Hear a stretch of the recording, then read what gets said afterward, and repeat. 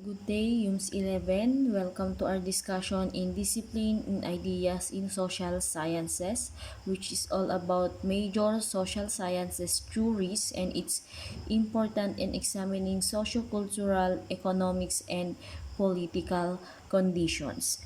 And at the end of this lesson, or the most essential learning competencies is apply the major social science theories and its importance in examining socio-cultural, economic, and political conditions.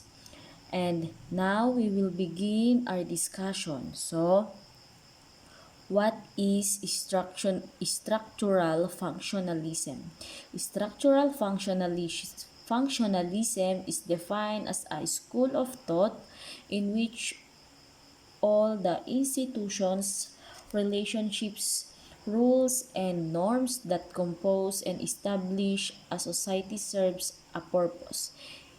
Each one is essential for the sustained excellence of the others and of society in totality. This perspective explains that when a part of an integrated social system changes, attention between these and other parts of the system is created and will be resolved by the adaptive change of the other parts. That's That is why we can conclude that the structural functionalism focuses on the relationship between components of society, and it sees society as a complex and interconnected machine. In studying social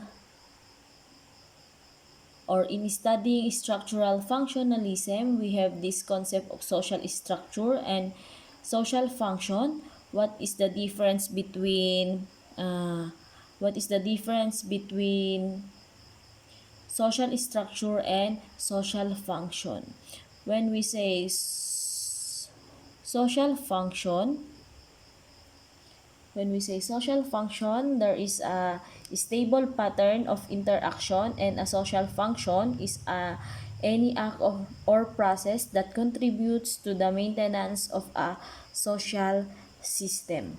And now we will proceed to the different sociologies and their theories. The first one is Herbert Spencer. He coined the term social institutions that opposes in meeting social needs such as the government, educations, family, healthcare, religion, and economy. Next, sociologist is Emil Durkheim. Utilized Spencer's theory. He clarified how the societies transform and survive throughout time and of generations. Next is Alfred Radcliffe Brown.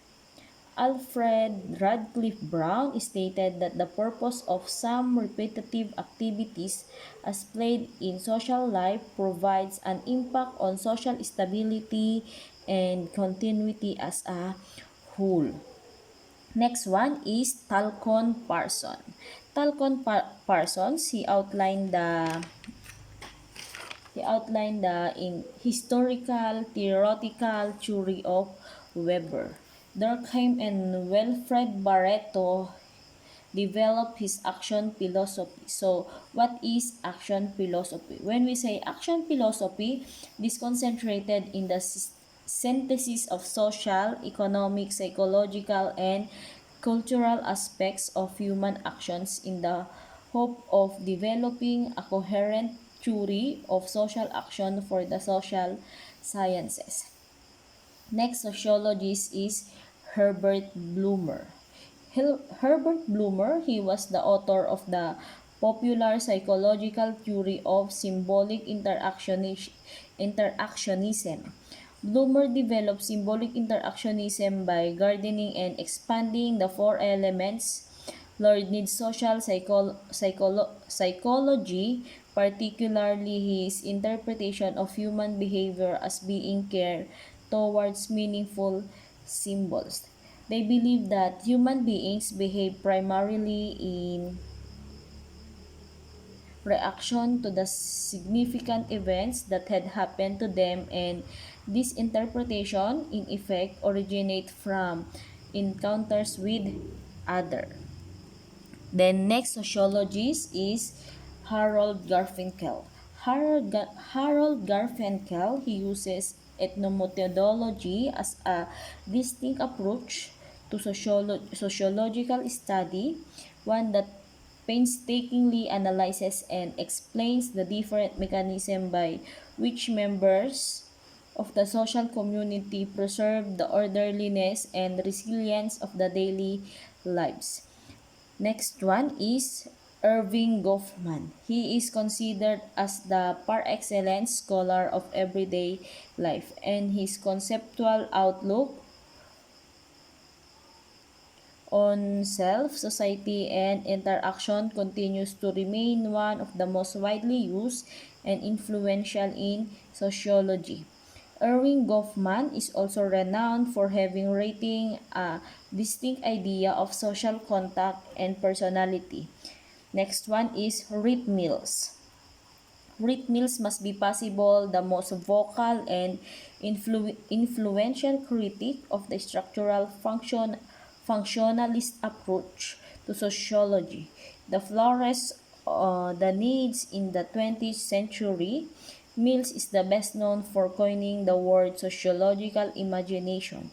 This is the viewpoint that enabled the person who created to understand the essential connection between history and culture, social conflict, and human experience. Those are the sociologies under structural functionalism. Now we will proceed to Marxism. What is Marxism? When we say Marxism is a socio-political and economic ideology named after Karl Marx, which explored the influential of capitalism on labor and economic growth, and promotes the abolition of capitalism by the workers' movement in the favor of communism. What we do determines who we are for Marx. In historical words, given the pervasive existence of one class dominating another, there was a certain dimension of civilization. There were some links between the worker and the commodity, along with the normal seasonal conditions and the dawn as we see in an agricultural society. But with the revolution of the bourgeoisie and the rise of industry and capitalism, the worker was now working on wage alone. His commitment to his action was no longer of human nature but rather focused on artificial circumstances. Now, we will proceed to the conflict theory under Marxism. The conflict theory stem from the theories of Karl Marx, who claimed that society was a complex force continuously experiencing class conflict driven transition, whereas functionalism considers society as a dynamic structure searching for order. Disagreement sees social life as a competition. From a conflict perspective, society is made up of individuals competing for limited resources, and that is Marxism. So, do you understand our lesson? Okay, so the topic that we discuss are structural functionalism, and of course the difference between the different sociologies and their theories, and also we discussed the Marxism. So are we clear? Okay, so that's all about the major social science theories, and it's important in examining socio-cultural, economic, and political condition. I hope you have learned something today, and if you have a question or clarification, you can PM me in GC or you can PM me directly. Thank you and keep safe always.